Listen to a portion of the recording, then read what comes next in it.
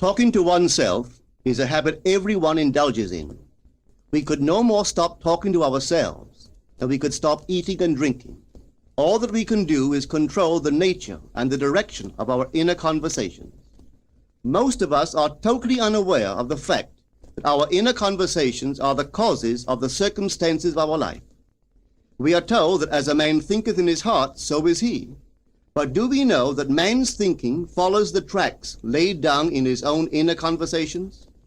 To turn the tracks to which he is tied in the direction in which he wants to go, he must put off his former conversation, which is called in the Bible the old man, and be renewed in the spirit of his mind. Speech is the image of mind. Therefore, to change his mind, he must first change his speech. By speech is meant those mental conversations we carry on with ourselves. The world is a magic circle of infinite possible mental transformations, for there are an infinite number of possible mental conversations. When man discovers the creative power of inner talking, he will realize his function and his mission in life. Then he can act to a purpose. Without such knowledge, he acts unconsciously. Everything is a manifestation of the mental conversations which go on in us without our being aware of them. But as civilized beings, we must become aware of them and act with a purpose. A man's mental conversations attracts his life. As long as there is no change in his inner talking, the personal history of the man remains the same. To attempt to change the world before we change our inner talking is the struggle against the very nature of things. Man can go round and round in the same circle of disappointments and misfortunes, not seeing them as caused by his own negative inner talking, but as caused by others. This may seem far-fetched, but it is a matter which lends itself to research and experiment.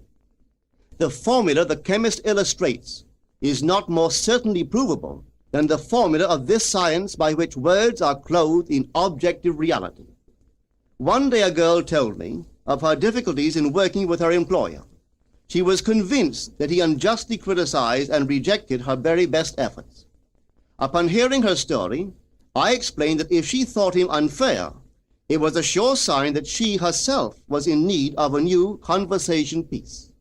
There was no doubt but that she was mentally arguing with her employer, for others only echo that which we whisper to them in secret. She confessed that she argued with him mentally all day long. When she realized what she had been doing, she agreed to change her inner conversations with her employer. She imagined that he had congratulated her on her fine work, and that she, in turn, had thanked him for his praise and kindness. To her great delight, she soon discovered that her own attitude was the cause of all that befell her. The behavior of her employer reversed itself. It echoed, as it had always done, her mental conversations with him. I rarely see a person alone without wondering to what conversation piece is he tied. On what mysterious track is he walking? We must begin to take life consciously, for the solution of all problems lies just in this. The second man, the Lord from heaven in all of us, is trying to become self-conscious in the body, that he may be about his Father's business. What are his labors? To imitate his Father, to become master of the Word, master of his inner talking, that he may mold this world of ours into a likeness with the kingdom of love. The prophet said, "Be ye imitators of God as dear children." How would I imitate God? Well, we are told that God calls things that are not seen as though they were seen, and the unseen become seen. This is the way the girl called forth praise and kindness from her employer. She carried on an imaginary conversation with her employer from the premise that he had praised her work, and he did. Our inner conversations represent in various ways the world we live in. Our individual worlds are self-revelations of our own inner speech. We are told that every idle word that men shall speak, they shall give account thereof. For by their words they shall be justified, and by their words they shall be condemned. We abandon ourselves to negative inner talking, yet expect to retain command of life. Our present mental conversations do not recede into the past as man believes, They advanced into the future to confront us as wasted or invested words. My word, said the prophet, shall not return unto me void, but it shall accomplish that which I please, and it shall prosper in all the things whereto I sent it.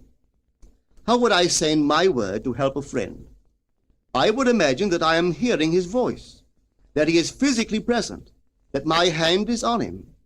I would then congratulate him on his good fortune, tell him that I have never seen him look better. I would listen as though I heard him.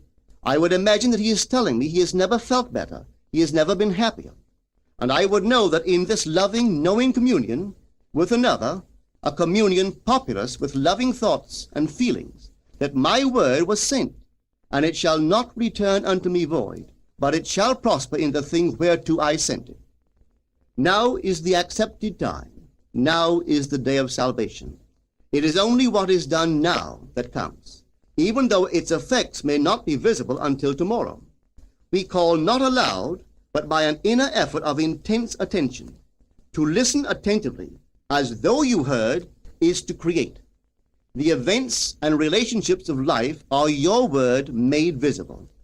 Most of us rob others of their willingness and their ability to be kind and generous by our fixed attitudes towards them. Our attitudes unfold within us in the form of mental conversations. Inner talking from premises of fulfilled desire is the way to consciously create circumstances. Our inner conversations are perpetually outpictured all around us in happenings. Therefore, what we desire to see and hear without, we must see and hear within, for the whole manifested world goes to show us what use we have made of the word. If you practice this art of controlled inner speaking, you too will know what a thrill it is to be able to say, and now I have told you before it come to pass, that when it is come to pass, ye might believe. You will be able to consciously use your imagination to transform and channel the immense creative energies of your inner speech from the mental, emotional level to the physical level. And I do not know what limits, if any, there are to such a process. What is your aim? Does your inner talking match it? It must, you know. If you would realize your aim, or as the prophet asked, can two walk together except they be agreed? And of course the answer is no, they cannot. The two who must agree are your inner conversation and the state desired. That is, what you desire to see and hear without, you must see and hear within. Every stage of man's progress is made by the conscious exercise of his imagination, matching his inner speech to his fulfilled desire. As we control our inner talking, matching it to our fulfilled desires, we can lay aside all other processes. Then we simply act by clear imagination and intention. We imagine the wish fulfilled and carry on mental conversations from that premise. The right inner speech is the speech that would be yours were you to realize your ideal. In other words, it is the speech of fulfilled desire. Now you will understand how wise the ancient was when he told us in the Hermetica, there are two gifts which God has bestowed upon man alone and on no other mortal creature. These two are mind and speech, and the gift of mind and speech is equivalent to that of immortality. If a man uses these two gifts rightly, he will differ in nothing from the immortals. And when he quits his body, mind and speech will be his guides, and by them he will be brought into the troop of the gods and the souls that have attained to bliss. With the gift of mind and speech, you create the conditions and circumstances of life. In the beginning was the Word, and the Word was with God, and the Word was God. The Word, said Hermes, is Son, and mind is Father of the Word. They are not separate one from the other, for life is the union of word and mind. You and your inner talking or word are one. If your mind is one with your inner conversation, then to be transformed in mind is to be transformed in conversation. It was a flash of the deepest insight that taught Paul to write, put off the former conversation, the old man, which is corrupt, and be renewed in the spirit of your mind. Put on the new man. Put on the new man and be renewed in the spirit of your mind is to change your inner conversation, for speech and mind are one. A change of speech is a change of mind. The prophet Samuel said, "The Lord spake by me, and his word was in my tongue." If the Lord's word was in the prophet's tongue, then the Lord's mouth that uttered the word must be the prophet's mind. For inner conversations originate in the mind and produce little tiny speech movements in the tongue. The prophet is telling us that the mouth of God is the mind of man, that our inner conversations are the word of God, creating life about us as we create it within ourselves. In the Bible you are told that the word is very near to you, in your mouth and in your heart, that you may do it. See, I have set before you this day life and good, death and evil, blessings and cursings. Choose life. The conditions and circumstances of life are not created by some power external to yourself. They are the conditions which result from the exercise of your freedom of choice, your freedom to choose the ideas to which you will respond. Now is the accepted time. This is the day of salvation. Whatsoever things are of good report, think on these things. For your future will be formed by the word of God, which is your present inner talking. You create your future by your inner conversations. The worlds were framed by the word of God, that is, your inner talking. See yonder fields? The sesamum was sesamum, the corn was corn, the silence and the darkness knew. So is a man's fate born. For ends run true to origins.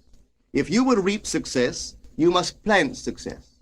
The idea in your mind, which starts the whole process going, is the idea which you accept as true. This is a very important point to grasp, for truth depends upon the intensity of imagination, not upon facts. When the girl imagined that her employer was unfair, his behavior confirmed her imagination. When she changed her assumption of him, his behavior reflected the change, proving that an assumption, though false, if persisted in, will harden into fact. The mind always behaves according to the assumption with which it starts. Therefore, to experience success, we must assume that we are successful. We must live wholly on the level of the imagination itself, and it must be consciously and deliberately undertaken. It does not matter if, at the present moment, external facts deny the truth of your assumption. If you persist in your assumption, it will become a fact. Signs follow, they do not precede. To assume a new concept of yourself is to that extent to change your inner talking or word of God, and is therefore putting on the new man. Our inner talking, though unheard by others, is more productive of future conditions than all the audible promises and threats of men. Your ideal is waiting to be incarnated, but unless you yourself offer it human parentage, it is incapable of birth. You must define the person you wish to be, and then assume the feeling of your wish fulfilled, in faith that that assumption will find expression through you. The true test of religion is in its use, but men have made it a thing to defend. It is to you that the words are spoken. Blessed is she that believed, for there shall be an accomplishment of those things which are spoken unto her from the Lord. Test it, try it. Conceive yourself to be one that you want to be, and remain faithful to that conception. For life here is only a training ground for image making. Try it and see if life will not shape itself on the model of your imagination. Everything in the world bears witness of the use or misuse of man's inner talking. Negative inner talking, particularly evil and envious inner talking, are the breeding ground of the future battlefields and penitentiaries of the world. Through habit, man has developed a secret affection for these negative inner conversations. Through them he justifies failure, criticizes his neighbors, gloats over the distress of others, and in general pours out his venom on all. Such misuse of the word perpetuates the violence of the world. The transformation of self requires that we meditate on a given phrase, a phrase which implies that our ideal is realized, and inwardly affirm it over and over and over again until we are inwardly affected by its implication, until we are possessed by it. Hold fast to your noble inner convictions or conversations. Nothing can take them from you but yourself. Nothing can stop them from becoming objective facts. All things are generated out of your imagination by the word of God, which is your own inner conversation. And every imagination reaps its own words, which it has inwardly spoken. The great secret of success is a controlled inner conversation from premises of fulfilled desire. The only price you pay for success is the giving up of your former conversation, which belongs to the old man, the unsuccessful man. The time is ripe for many of us to take conscious charge in creating heaven on earth, to consciously and voluntarily use our imagination to inwardly hear and say only that which is in harmony with our ideal is actively bringing heaven to earth. Every time we exercise our imagination lovingly on behalf of another, we are literally mediating God to that one. Always use your imagination masterfully, as a participant, not an onlooker. In using your imagination to transform energy from the mental, emotional level to the physical level, extend your senses. Look and imagine that you are seeing what you want to see, that you are hearing what you want to hear, and touching what you want to touch. Become intensely aware of doing so. Give your imaginary state all the tones and feeling of reality. Keep on doing so until you arouse within yourself the mood of accomplishment and the feeling of relief. This is the active, voluntary use of the imagination, as distinguished from the passive, involuntary acceptance of appearances. It is by this active, voluntary use of the imagination that the second man, the Lord from heaven, is awakened in man. Men call imagination a plaything, the dream faculty, but actually it is the very gateway of reality. Imagination is the way to the state desired. It is the truth of the state desired and the life of that state desired. Could you realize this fully, then would you know that what you do in your imagination is the only important thing. Within the circle of our imagination, the whole drama of life is being enacted over and over again. Through the bold and active use of the imagination, we can stretch out our hand and touch a friend 10,000 miles away and bring health and wealth to the parched lips of his being. It is the way to everything in the world. How else could we function beyond our fleshly limitations? But imagination demands of us a fuller living of our dreams in the present. Through the portals of the present, the whole of time must pass. Imagine elsewhere as here, and then as now. Try it and see. You can always tell if you've succeeded in making the future dream a present fact by observing your inner talking. If you are inwardly saying what you would audibly say, were you physically present and physically moving about in that place, then you have succeeded.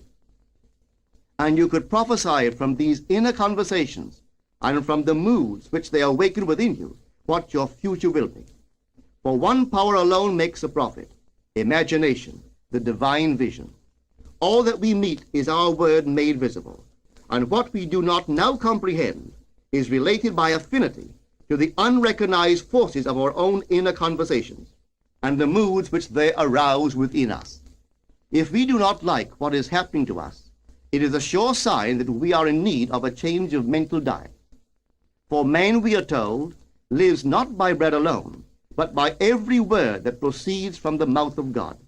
And having discovered the mouth of God to be the mind of man, a mind which lives on words or inner talking, we should feed into our minds only loving, noble thoughts. For with words or inner talking, we build our world.